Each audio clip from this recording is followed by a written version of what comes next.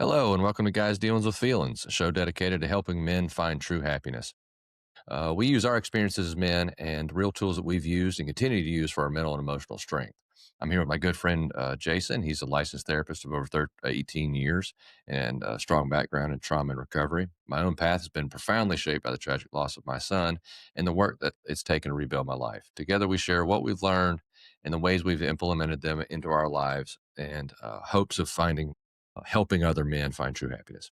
And if this podcast helps you, please like, share, and subscribe. A quick 5-star review helps us more than you know and can help others who need to hear it find it. You can find us on Spotify and Apple Podcasts on our Guys Deals with Feelings and YouTube and Instagram at ITU Thrive. So today we're talking about emotional awareness, what it is, why most men lack it, and how learning to name what you feel can change the way you show up in your life, your relationships, and your own head. Most of us as men were never taught how to recognize what we feel, only how to react to it. We were taught how to perform, how to push through, how to fix problems, but not how to pause and identify what's actually happening inside of us. Emotional awareness isn't about being emotional. It's about understanding what's driving your thoughts, actions, and our decisions. Man, I used to think I didn't even have emotion. The reality was I couldn't identify what I was having. It would come out as anger most of the time. I was either okay or angry. And what was actually, now that in reflection, I hurt feelings or sadness, the more I've worked with Jason, the more I learned it was probably all based in fear. But looking back, I now can see those things. I now can identify at the end of the show. We'll give you a tool as always, but it took a lot of work and reflection to get to the point in life where I was able to stop and say, what is the real feeling I'm having? I'm anxious or I'm angry. And I take it back a step. Am I really what am I worrying about? What is it that has me feeling these emotions, and step it down? And then I can get to, is it fear of embarrassment or, fear that I'm going to fail? These are the types of fears that I think Jason often will bring up and point out that we can kind of boil instinctive emotions down to a couple, and then we've built on top of them, and then we've added language to it that even more convolutes what it is that we're trying to discuss. So we'll kick it off here. With most men, we feel emotions, we just don't recognize them. We experiencing things like irritation, tension, distraction, or even shutting down, but not things like sadness or fear, like I was saying, what's happening with me. And unidentified emotions leak out as anger, avoidance, overworking, or numbing behaviors. If we can't name the emotion, then it's going to control us. So, Jason, can you shed some light? So, we're a huge topic. Obviously, this is one of the base ones, and why I wanted to kind of jump on it early in the season. We'll build on it. It's hard to do work when we can't even identify, even if it's just a language thing that we identify, uh, what it is that we're feeling. So hard to say, I want to fix the way I feel. Well, how do you feel? Angry. All right. Well, we probably need to do some work. So tell us, how do we start peeling that onion back? What's a more clinical approach, I guess. I stumbled around just thinking I was angry all the time, and then started realizing, well, I'm not really angry. I'm sad, or so and so hurt my feelings, or this, that, and the other. So, what's a more clinical way I guess, to beeline to it instead of stumble your way to it? Morning. Morning. I don't know. Maybe ask that a different way. Okay. Just ask the same question, just in a different way. So sure. So when one finds themselves, a man in particular, um, they're angry a lot. So they're not even saying I'm emotionally numb. They're saying, man, I'm just angry all the time. I feel like I'm angry all the time. Or they'll say, man, I'm just emotionally numb. I don't have a lot of feelings. If I do, it's anger or this. I just pile myself into work because I don't like the way that I feel when I'm at home. And you ask them, how do you feel? And they say, I don't know, angry. And that's it. So I stumbled into to learning, well, that's bullshit. I'm not just angry and meh all the time. After Joel died, I realized what true sadness and devastation was. And it, while I had never experienced in such a huge dose, I did recognize the feelings. And I was like, well, this isn't anger. And it even took a while because you go through the stages of grief after losing a kid, and then or any trauma, and the anger is part of it. And so, well, shit, maybe I'm supposed to be angry in this. So after all that, I was able to parse out that I'm really needing to dive deeper into self, deeper into understanding what it is that I'm actually feeling. Because, as I've learned and we talk about on here, emotions are driving the boat. So this is like a major key to unlocking how to proceed. So I'm I got it. asking how can we I express to got you. men I got you. listening? All right. Yeah. Well, so at the deepest level, identity's driving the boat, not emotions. Identity. Now, our identities, how we feel about ourselves, how we relate to ourselves. Uh, for most of us, the way that I mean, this is just mechanical. It's the way it operates on a spectrum, really. Most of our relationship with ourself is just based on conditioning and our past experiences that have been unprocessed.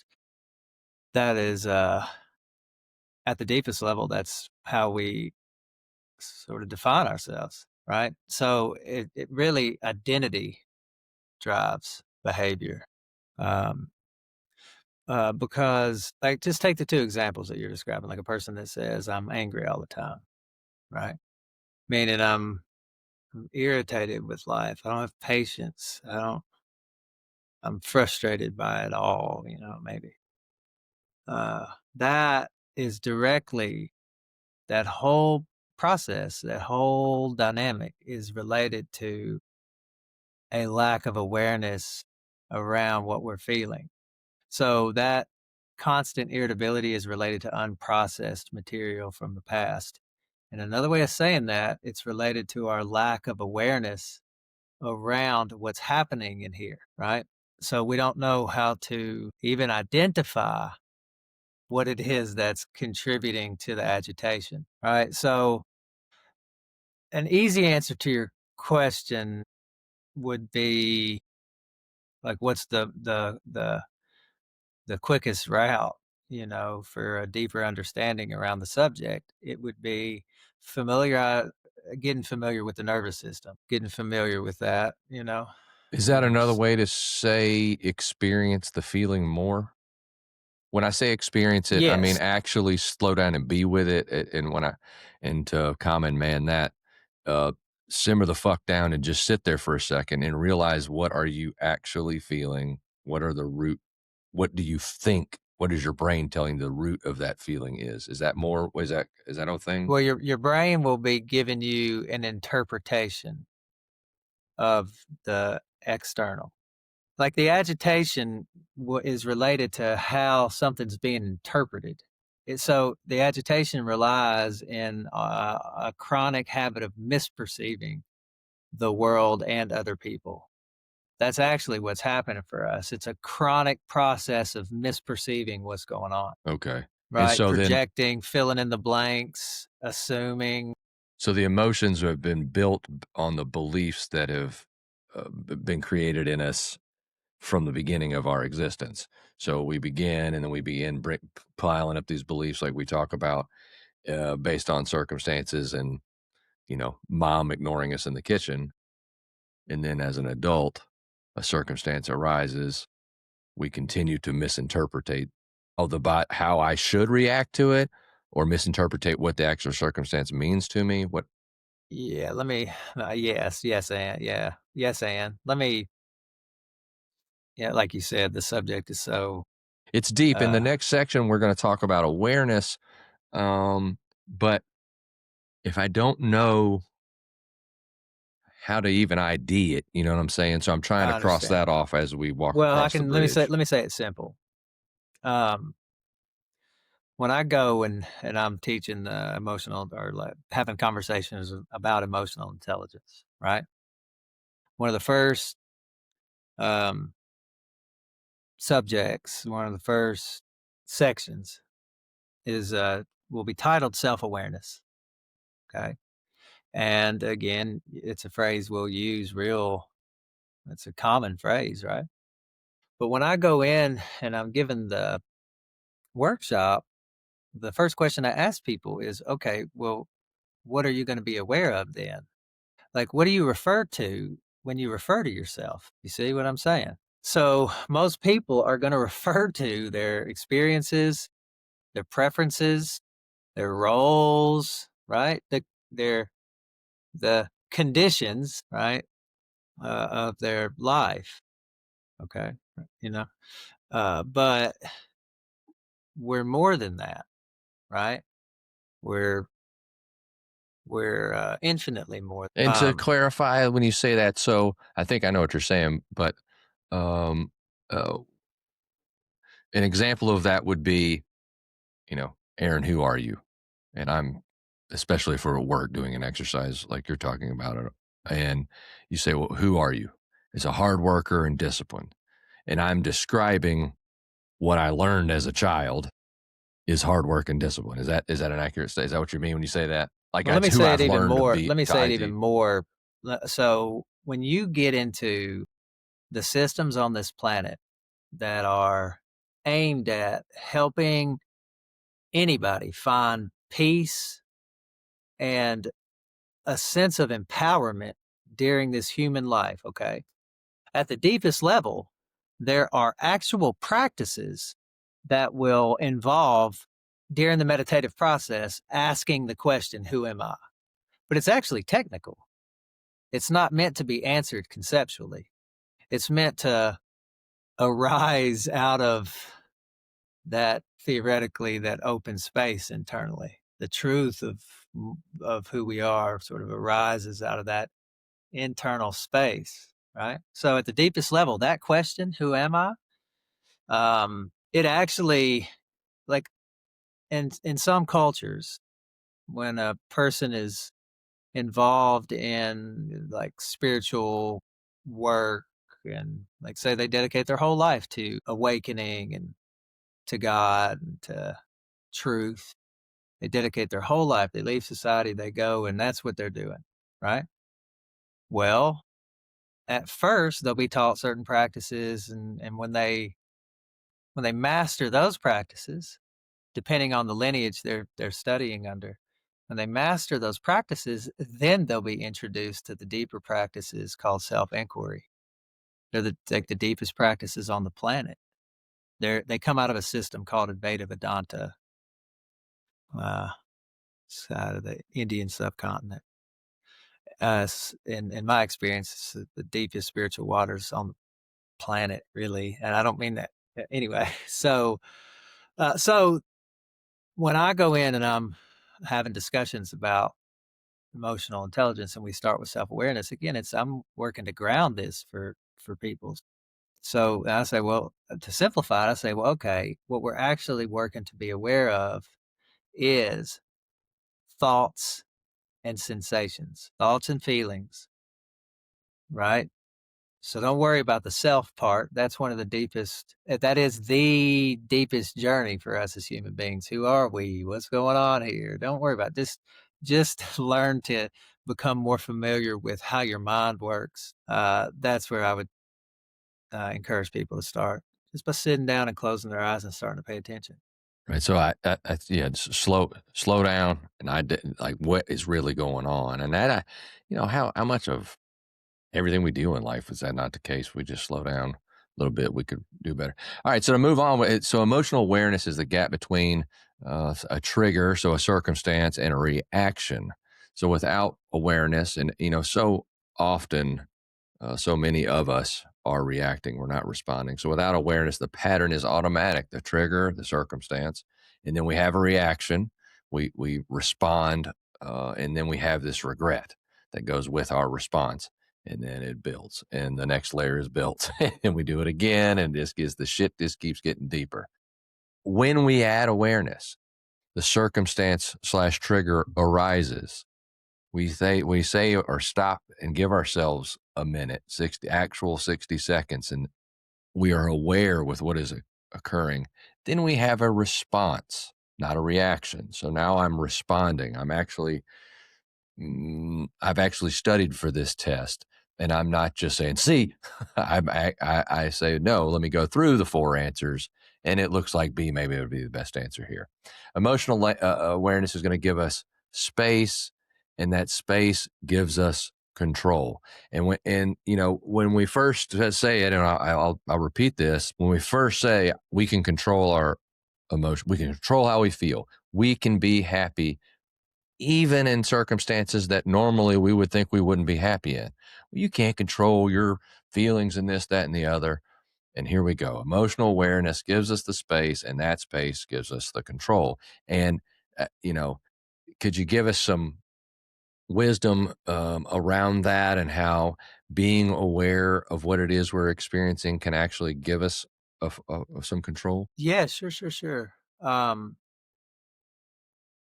would say it gives us more clarity in expression.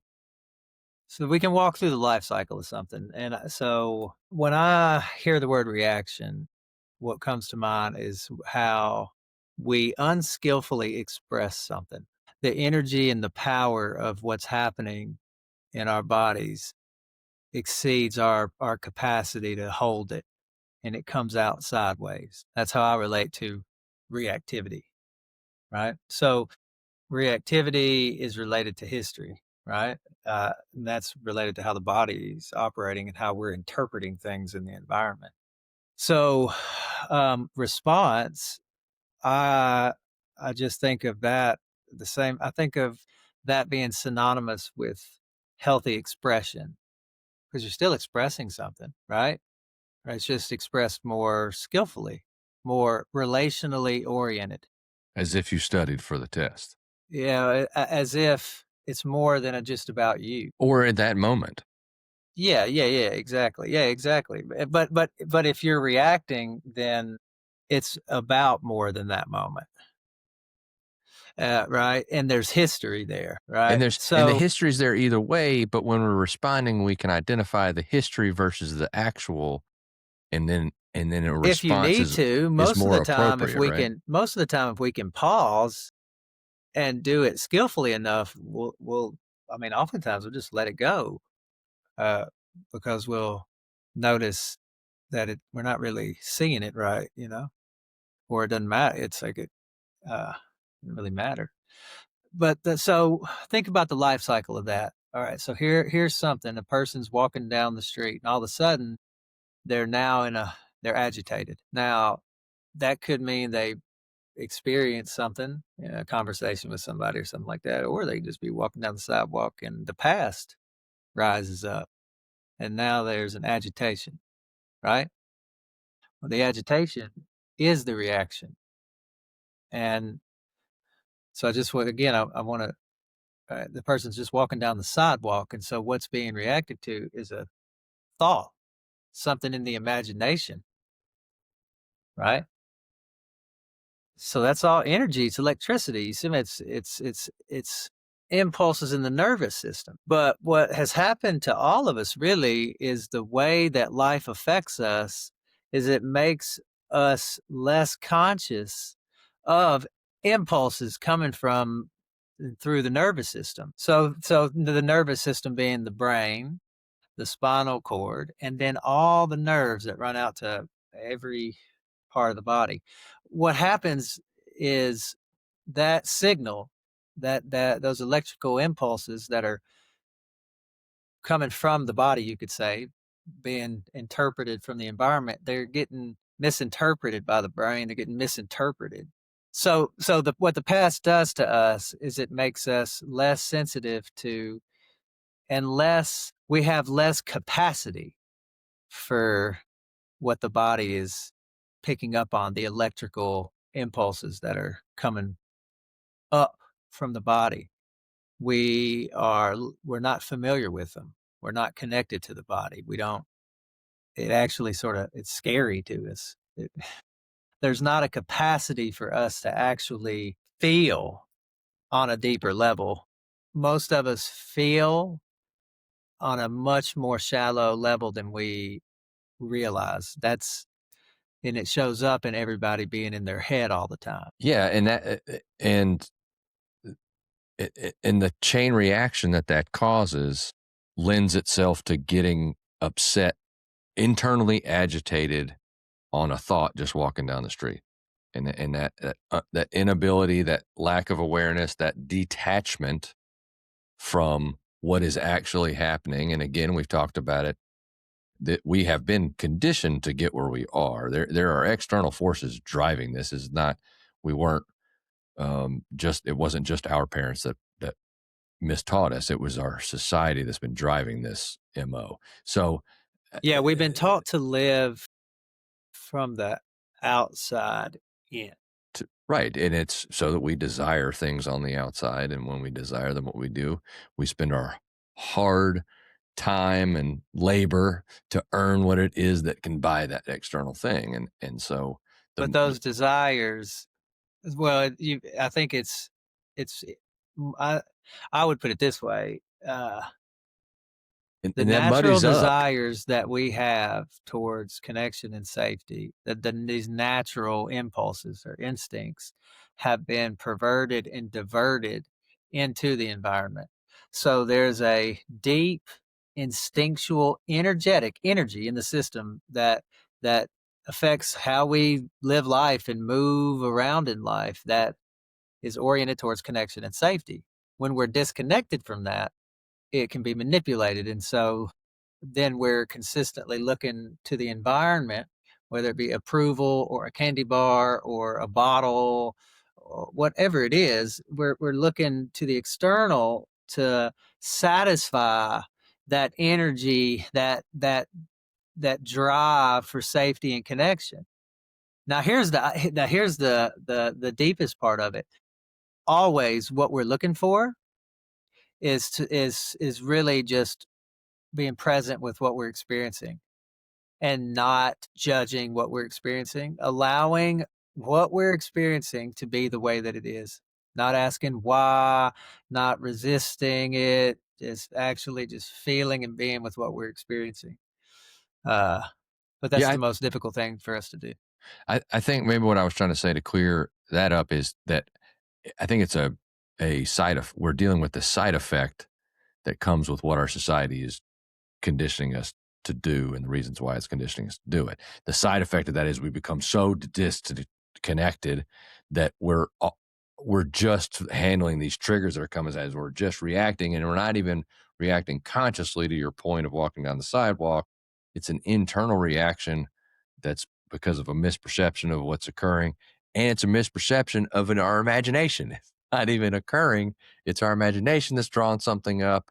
We've now gotten agitated about what it's drawn up, and we sit in this loop. And again, that piles, I feel like.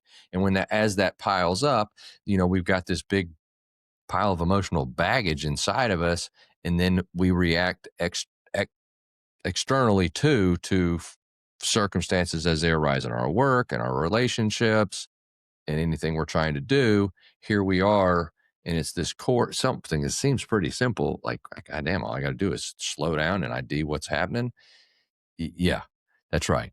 And I think in a lot of our practices and a lot of our tools, you just stop and feel. To Jason's latest point, you stop and feel what it is, and if you can kind of get a handle on what's occurring, then you're recognizing it. The detachment is not so vast, and you can kind of bring yourself back in and get away from that. Think about what happens. Let's take the person walking down the sidewalk for a second, okay? And they're they're lost in thought. They're now there's an agitation, okay? And you can refer to this in your own experience, right? What can happen depending on where one is in their healing process and how aware they are. When you're walking down the street, just think about what happens. There's the agitation. That means someone you're lost in thought, lost in the past. It's receiving a lot of attention, right? Like proportionally, you're walking down the sidewalk, but you're not really there walking down the sidewalk. Like Hmm. your attention is divided, Sure, right? Does that make sense? sure. Okay. Well, that is because of the way the body operates and the way the nervous system's operating. Right? That's the reason why that's happening. And then think about what happens when that person then, let's say they recognize it. Think of it. You can just imagine it yourself. You're walking down the street Now you recognize there's that agitation. What do? You generally take a breath, whew, and shake it off, and then you refocus on where you are, right? Okay. So let me say that differently. You refocus on the body because where you are is filtered through the body right now. It's filtered through seeing, smelling, hearing. So then what happens is the person brings their attention more undividedly back to where they are. And essentially, that's a form of relaxing. You see what I'm saying? And isn't those the two ways we just said it, a healthy way versus an unhealthy way of to live and experience?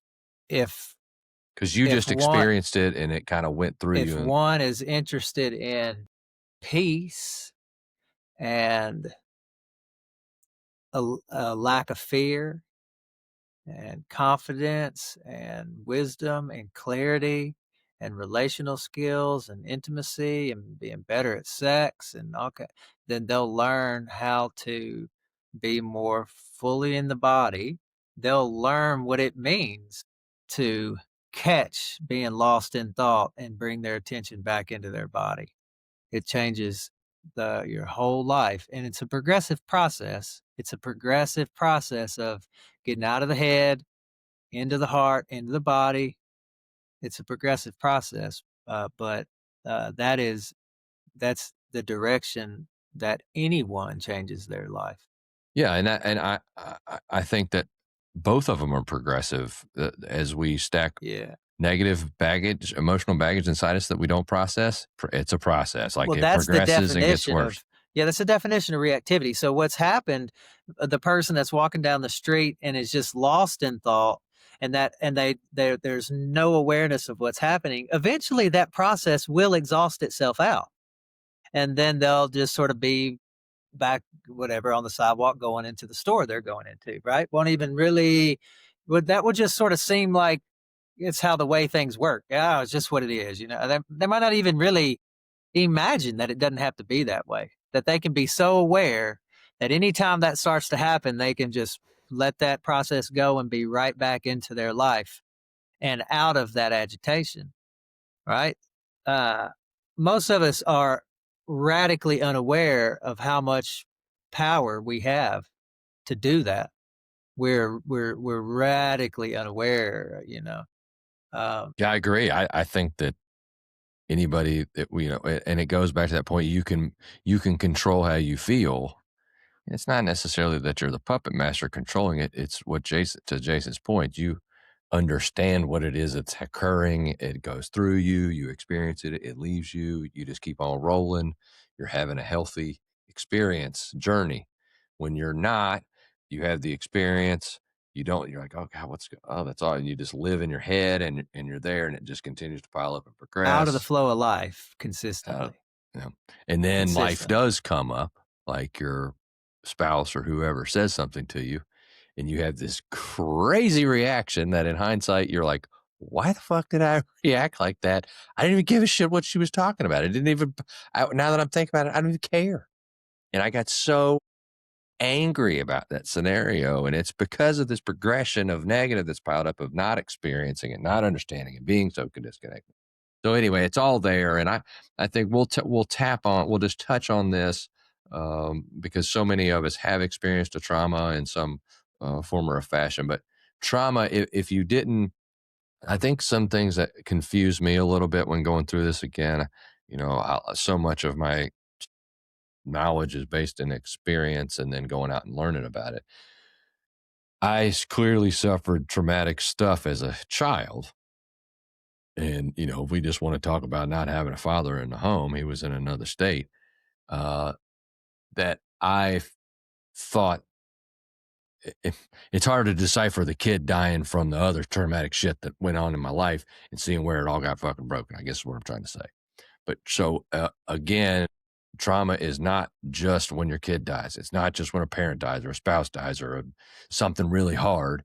It can be things that we've talked about in other episodes that are very small. That in the moment as a child, you don't even know what's happening. You just know you have a need. It's not met, and it overloads your nervous system, and you don't experience it. You don't shake it off, And so it's there it is, and it's laying there for until we deal with it.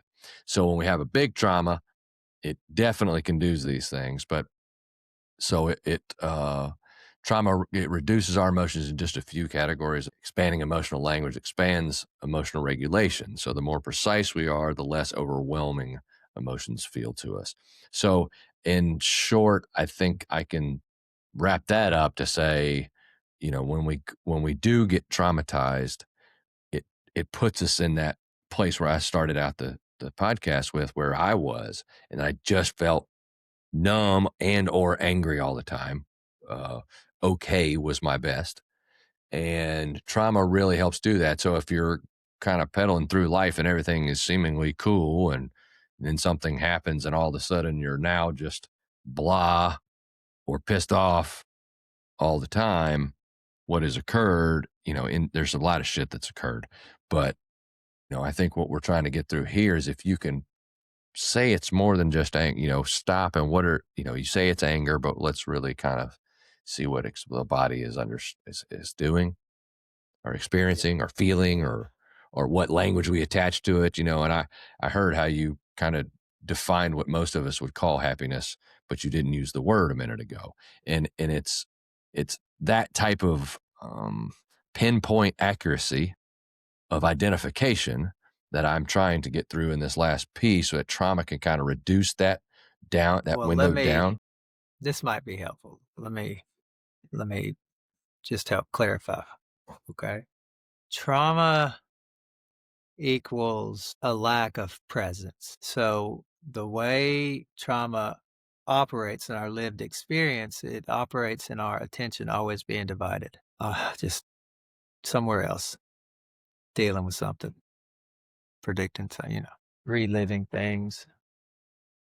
That's how it shows up. Okay. So the whole human experience, it doesn't matter who you are. It is traumatic. Doesn't matter. Now, some experience heavier things that affect the body even more intensely than regular just going through life. So, trauma, meaning a lack of presence, a numbness to the senses, uh, uh, habits of distracting. That's just the human condition. It's the way it works, right? And so what it does is it divides the way our system communicates and operates. So, like for instance, for everybody, what happens is the left hemisphere stops communicating with the right hemisphere. The left and right lobes of the brain stop really communicating very well. Um, and so it's just an example of what's going on in the body, which then causes us to not even know what's being felt and experienced in the body, because the right hemisphere is really associated with emotion, feeling, sensitivity, creativity. But most people are disconnected from that aspect and quality of themselves. Natural qualities of sensitivity and creativity, of expression. These are natural for us, but we're all in unnatural bodies because of how difficult life is. So it actually applies to everybody. And then some of us go through experiences that deepen the effect on the body. And so then a way to think about that is it deepens our like densities in our perception. It makes us perceive things in the environment through habitual loops. Like, for instance, say I was uh, something bad happened as a kid and the color red was really involved. And so now as an adult, without there are these confusing reactions to red or something. Like I'm just being No, I just get it. giving an example, Yeah, right? but it's a good example, and I It don't. lives in perception. Right. And now the way that begins to be untied is a person's walking down the street. There's the color red. There's an agitation. They learn to pull their attention inside to what they're experiencing and relax and know it's just energy. It's not actually something bad about the habit. It's just red. And so they're able to relax what's happening in the body, meaning the agitated energy, consciously relax it. And eventually that will untie that association in the environment. They won't react to red anymore in the same way. So essentially we're reacting to red everywhere all the time. All the time. But what it means on a deeper level is we're not actually in a relationship with our interior, with what we're thinking, what's being felt. And so that's causing us to perceive danger in the environment all the time. And then that spins us off into the amygdala. We're not able to make good decisions. We're not able to make decisions. Yeah. We've talked about that Not a think lot too. clearly. It narrows our focus. It narrows and really what it's doing is it's narrowing what's being experienced down to what has been experienced in the past.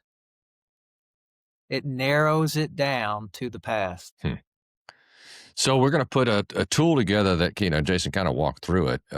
Once we're able to do this more naturally, how we can just keep on rolling with our lives and see these as just the hiccups that they are. The color red no longer being a debilitating thing that we occur in our lives. It's something that pops up. We experience it. We move forward.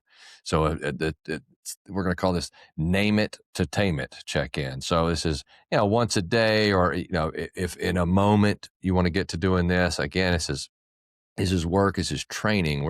We have to train ourselves how to do these things. And we have to continue to practice, because it will come and it will go. Just like if you go to the gym once, you're not going to come out and be strong and forever strong.